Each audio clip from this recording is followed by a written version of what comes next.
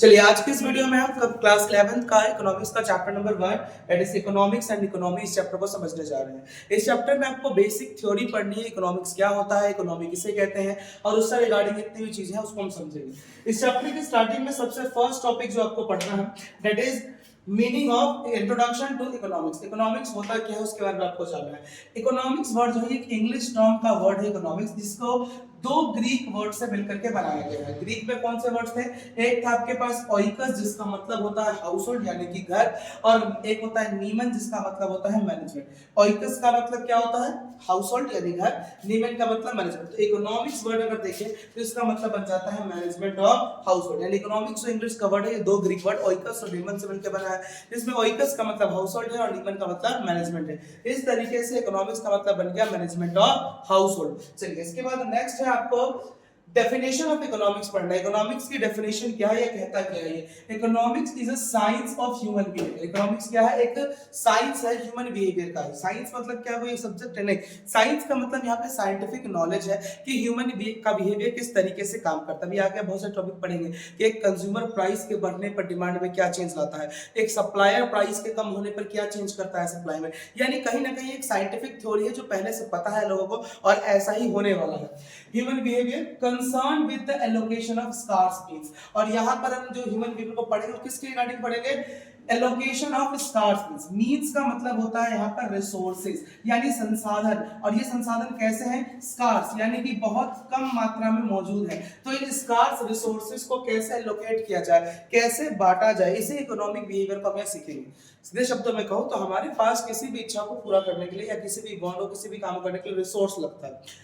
आज के जमाने में रिसोर्स का सीधा मतलब है मीनिंग ऑफ मनी, यानी मनी ही रिसोर्स है। पैसा है तो आप सब कुछ कर सकते हैं। तो अब सबके पास इतना पैसा तो है नहीं अथाह संपत्ति की जो मन में है वो कर ले, यानी वो रिसोर्सेज सबके पास कम ही है, लेकिन इच्छाएं तो बहुत सारी चीजों की करने की है।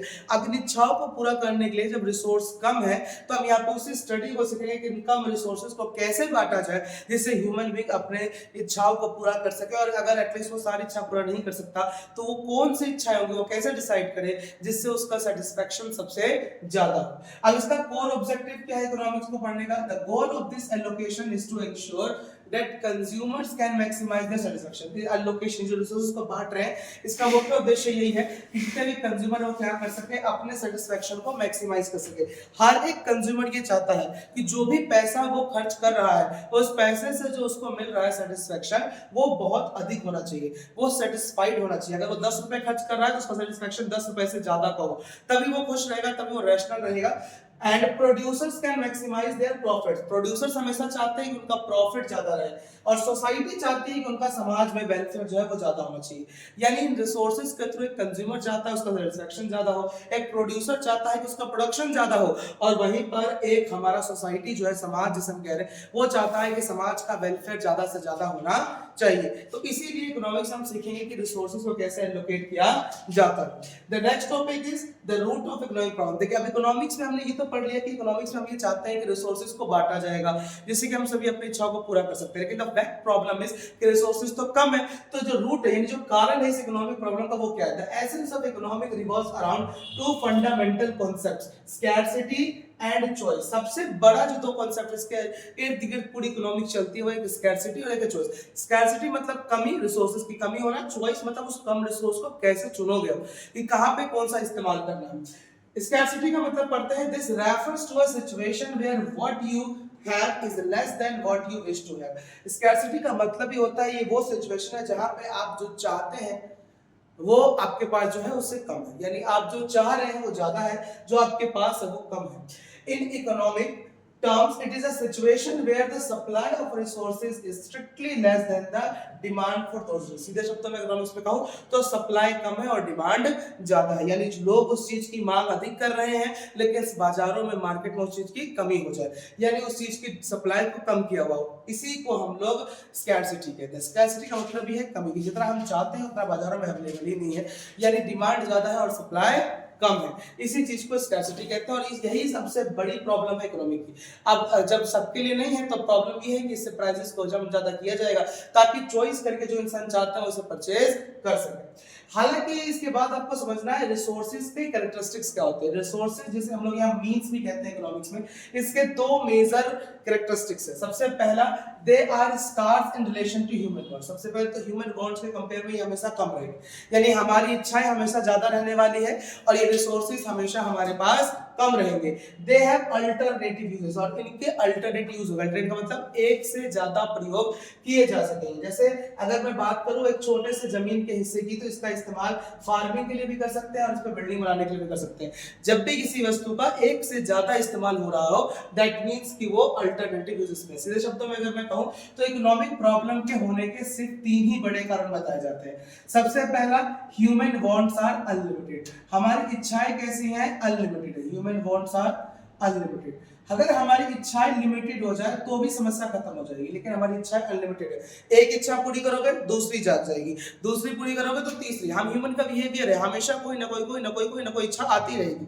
दूसरी प्रॉब्लम, इन इच्छाओं को पूरा करने के लिए जो वस्तु हमारे पास लगता है, दैट इज रिसोर्सेज।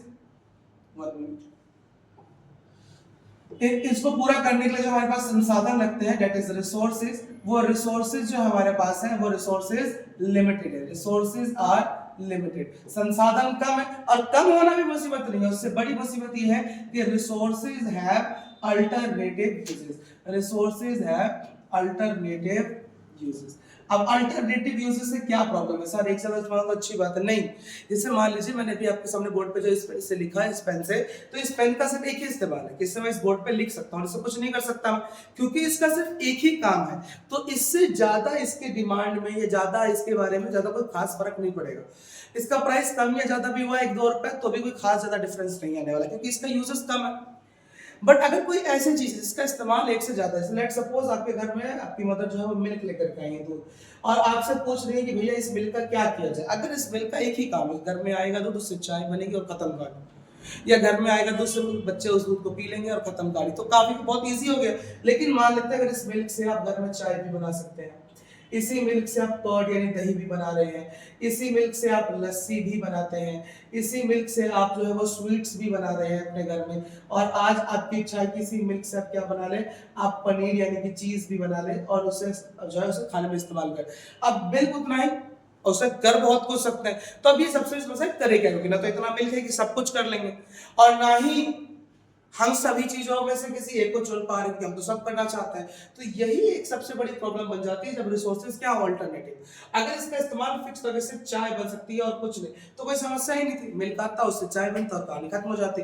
तो इसीलिए ये समझना जरूरी है कि अगर रिसोर्सेज के अल्टरनेटिव यूजेस है तो समस्याएं ज्यादा बढ़ जाती है। ठीक है, इकोनॉमिक प्रॉब्लम में समझ में आ गया। रिसोर्सेज के दो गुण है, रिसोर्सेज लिमिटेड है और उसका अल्टरनेटिव यूजेस है। वैसे इकोनॉमिक प्रॉब्लम 3 है। पहला प्रॉब्लम कि हमारी इच्छाएं लिमिटेड है, उन इच्छाओं को पूरा करने के लिए रिसोर्सेज लिमिटेड है, और रिसोर्सेज के अल्टरनेटिव यूजेस है। हमारे पास जितने भी रिसोर्सेज हैं उसके अल्टरनेटिव यूजेस है, एक से ज्यादा प्रयोग होते हैं। ठीक है, चलिए इसके बाद अगला है आपके पास चॉइस। चॉइस का मतलब क्या होता है? Choice is the process of selection. सीधे शब्दों में पता है आपको चुनना है, प्रोसेस ऑफ सिलेक्शन है फ्रॉम अवेलेबल लिमिटेड अल्टरनेटिव। जितने भी आपके पास अल्टरनेटिव्स है यानी विकल्प मौजूद है, उसमें से वो विकल्प चुनना जो आप चाहते हैं। अब ये विकल्प कैसे चुना जाएगा? Choice emerges strictly because limited resources must be allocated to satisfy unlimited human wants. हमारी अनलिमिटेड इच्छाओं को पूरा करने के लिए हमें जरूरी पड़ जाता है कि हम उस चीज का चुनाव करें या इस तरीके से चुनाव करें जिससे कि हम अपनी इच्छाओं को पूरा कर पाए। और अगर सब नहीं भी कर सकते तो एटलीस्ट वो इच्छा पूरी करें जिससे मिलने वाला सेटिस्फेक्शन सबसे अधिक हो। तो इसी को चॉइस कहते हैं। चलो याद है।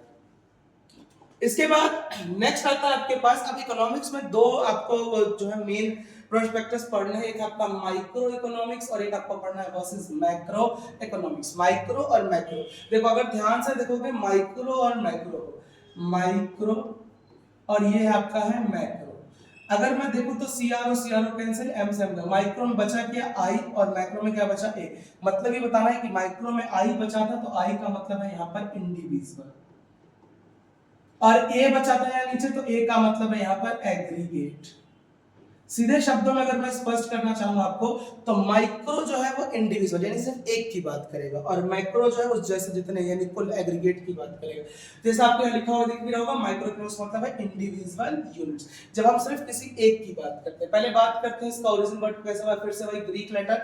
यहाँ पे ग्रीक में एक वर्ड था माइक्रोस, जिसका मतलब होता है छोटा, स्मॉल। माइक्रोस का मतलब छोटा, जहां से इसका वर्ड बन गया माइक्रो इकोनॉमिक्स। दूसरा इसका मेन फोकस किस पे होगा, studies economic activities at the level of an individual unit. यहाँ पे हम किसी एक यूनिट के ऊपर स्टडी करते हैं माइक्रो इकोनॉमिक्स में कि वो क्या कर रहा है। जैसे कि हम एक पर्सन पे स्टडी कर सकते हैं, एक हाउस होल्ड पे स्टडी कर सकते हैं, या फिर एक स्पेसिफिक किसी फॉर्म के ऊपर स्टडी कर सकते हैं। इसके की वेरिएबल्स क्या होगा जिसके जो हमें मदद करे इसको समझने में, concern with the determination of price and output for individual form industry. Simple price और आउटपुट की हम बात करेंगे, जिसकी वजह से इसको हम लोग थ्योरी ऑफ प्राइस के नाम से भी जानते हैं। इसको थ्योरी ऑफ प्राइस भी कहा जाता है। इसकी एग्जांपल की बात करूं, individual demand, production of a single factory, price of a specific good, ये सारे। या नहीं तो अगर आपको एग्जांपल ऐसे समझ में ना है तो आप अपनी माइक्रो इकोनॉमिक्स की बुक खोलिए, उसमें जितने टॉपिक्स के नाम लिखे हैं वो सब के सब माइक्रो के ही एग्जांपल्स हैं। आपको यही सब कुछ माइक्रो में पढ़ना है। माइक्रो मतलब जब सिर्फ एक की बात कर रहे हो, उसी के बारे में सारी चीजें पढ़ रहे हो, इसको थ्योरी ऑफ प्राइस भी कह रहे हैं। ठीक है, इसका वर्ड जो है ग्रीक ओरिजिन माइक्रोस से बना, जिसका मतलब छोटा होता है। ऐसे ही अगला वर्ड है आपके पास मैक्रोस, यानी मैक्रो इकोनॉमिक्स। इसमें हम होल इकोनॉमी की बात करते हैं सर। इसका भी जो है ग्रीक वर्ड मैक्रोस से मिलकर बना, जिसमें मैक्रोस का मतलब लार्ज यानी बड़ा होता है। इसका मेजर फोकस जो होता है वो economic activities at the level of economy as a whole.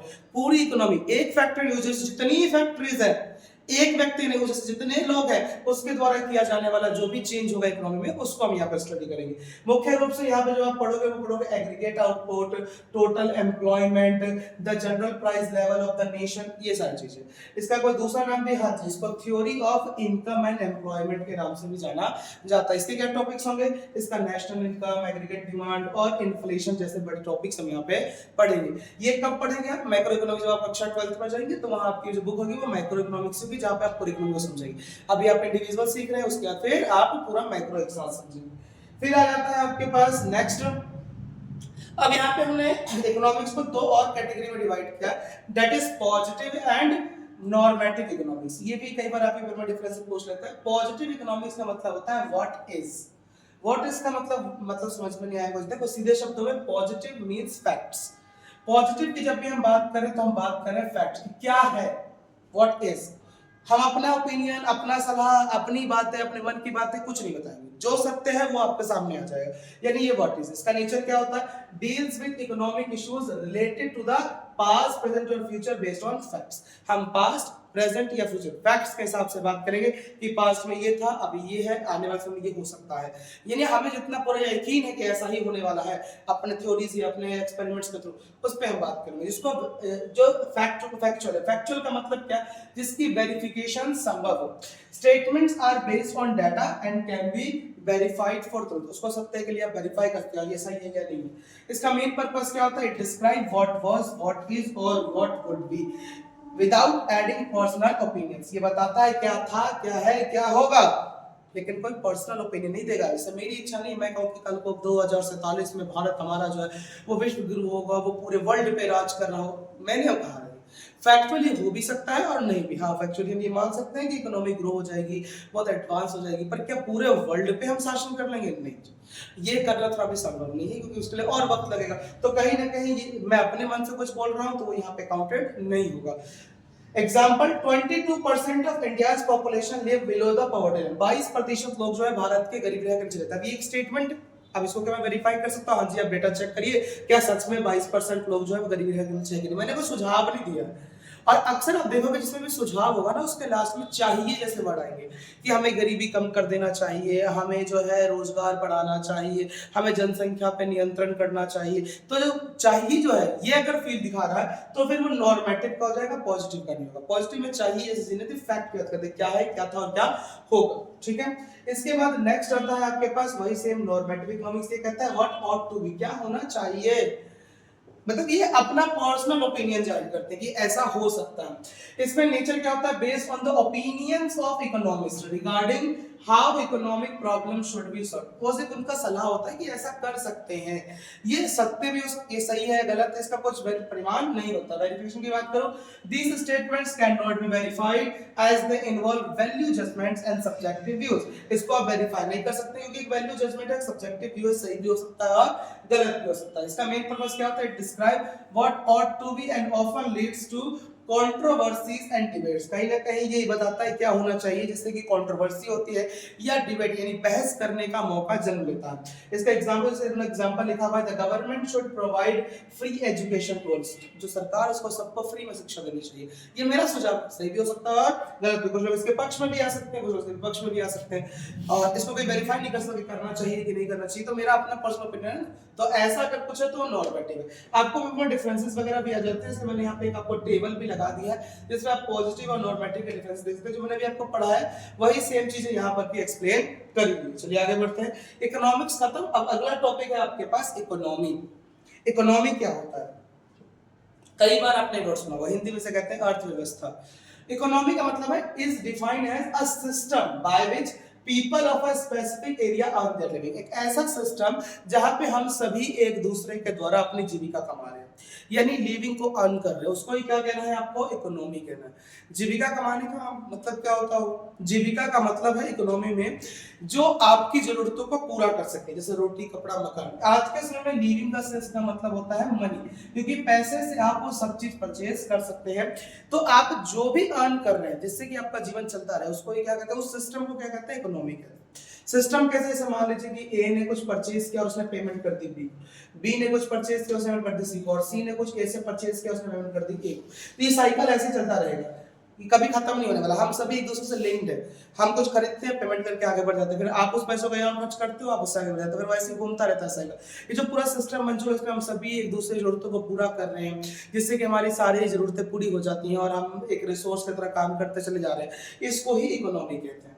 ठीक है, अब इकोनॉमी के बारे में और अगर डिटेल में समझो तो इसका नेक्स्ट हेडिंग है आपके पास कोर एलिमेंट्स। इस इकोनॉमी में मेन एलिमेंट्स क्या होते हैं, mutual interdependence and exchange are the core essential elements of economy. एक दूसरे पर निर्भर करना, इंटरडिपेंडेंस होना, और कहीं ना कहीं एक्सचेंज यानी जो चीजें एक का दूसरे का दूसरा तीसरा जा रही है वो इसका कोर एलिमेंट है।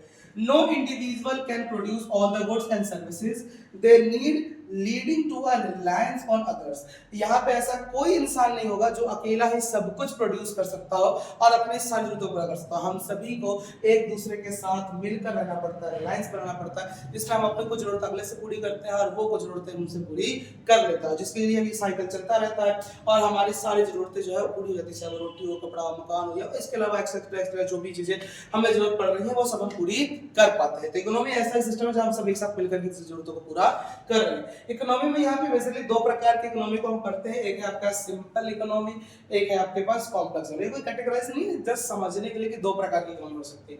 सिंपल का मतलब है जहां पे बाय लिमिटेड वर्ड, जहां इच्छाएं बहुत कम, लो इनकम लेवल, जहां पैसा बहुत कम लोग कमा रहे हो, and a moderate degree of mutual interdependence, और जहां पे लोग एक दूसरे पे बहुत कम निर्भर करते हो एक्सचेंज वगैरह करने के लिए। जैसे नॉर्मली ग्रामीण क्षेत्रों में बहुत कम इनकम, बहुत कम इच्छा है, वो डेली इतनी इच्छा नहीं करते जितना कि एक शहरी इंसान कर सकता है, और इसके साथ साथ वो एक दूसरे पर डिपेंड भी कम रहते हैं, ज्यादातर काम वो खुद ही कर लेते हैं।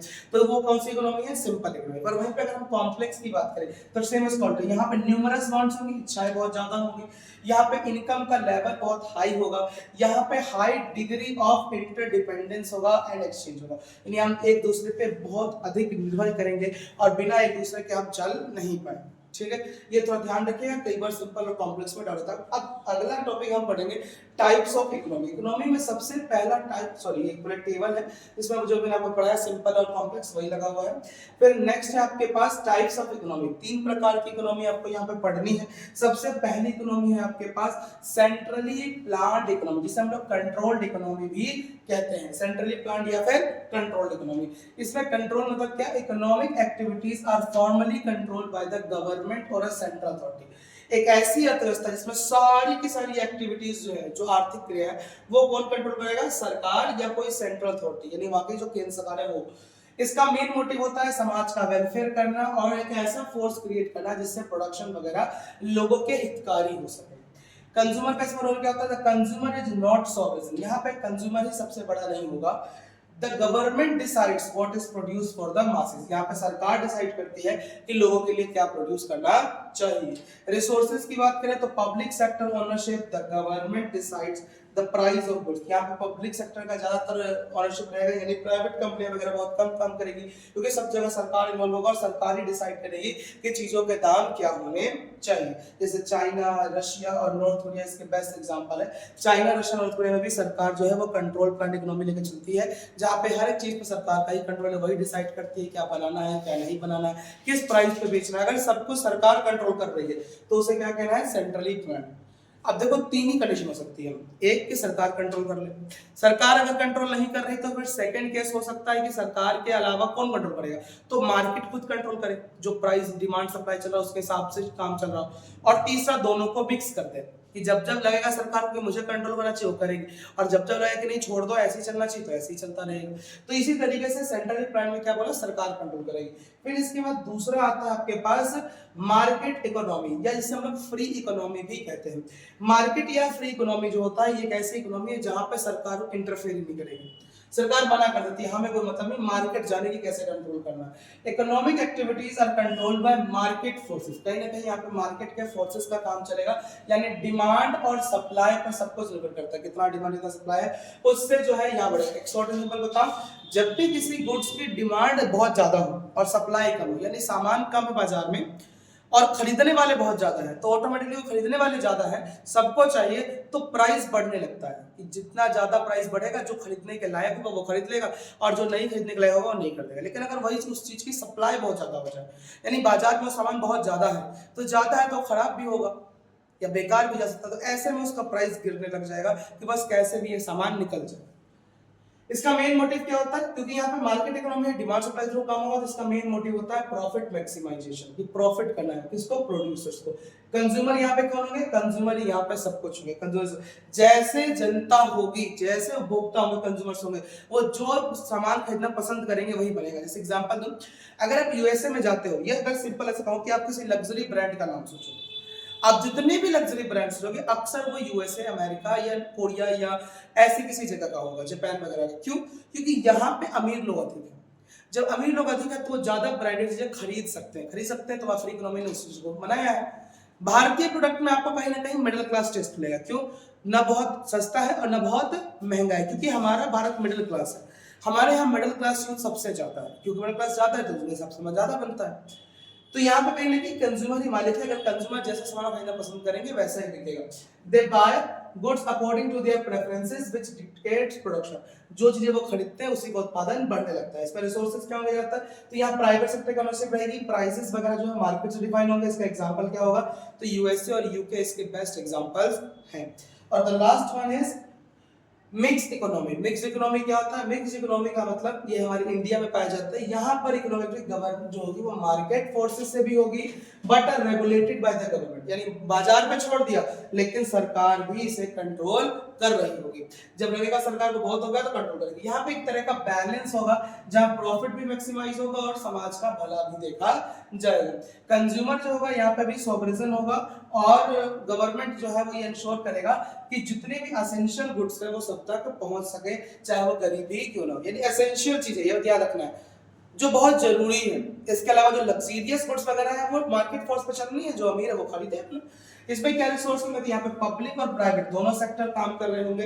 प्राइसेस जो होंगे वो मार्केट से डिसाइड होंगे, लेकिन गवर्नमेंट भी कई बार आकर के प्राइसेस को रेगुलेट कर सकेगी, यानी सरकार भी आएगी कभी कभी बीच में और उससे प्राइसेस को कंट्रोल करने का काम करेगी। ठीक है, समझ में आ गया तीनों पॉइंट। सेंट्रली प्लान सरकार कंट्रोल करेगी, फिर दूसरा बताया मैंने आपको फ्री इकोनॉमी या मार्केट इकोनॉमी जहां मार्केट के फोर्स पे होगा, फिर मिक्स्ड इकोनॉमी जहां पे दोनों के द्वारा ही कंट्रोल किया जाएगा। मार्केट पे भी छोड़ देंगे लेकिन जब कंट्रोल करने का मन करेगा सरकार भी इंटरफेयर करेगी, उसे कंट्रोल करने की कोशिश करेगी ताकि गरीबों को भी सारी चीजें मिल सके, और खास करके एसेंशियल कमोडिटी पे वेलफेयर वगैरह लगाया जाएगा, जैसे फ्रूट्स, वेजिटेबल्स और राशन वगैरह जितनी चीजें, मेडिसिन, इन सब चीजों। ठीक है, आई होप आपको ये फर्स्ट चैप्टर समझ में आया होगा। अगर फिर भी कोई डाउट है तो आप मैसेज कमेंट कर सकते हैं कि हाँ जी ये टॉपिक समझ में नहीं आया या इस टॉपिक में मुझे डाउट है। लास्ट क्लास, अगली क्लास में जब हम मिलेंगे तो इसके बाद जो है सेंट्रल प्रॉब्लम्स के बारे में पढ़ रहे होंगे। ये आपकी बुक जो है नॉर्मली टी.आर. जैन या संदीप जैन जैसी बुक्स आपके स्कूल्स में अप्लाई होती हैं, उसका ये फर्स्ट चैप्टर था इकोनॉमिक्स एंड इकोनॉमी,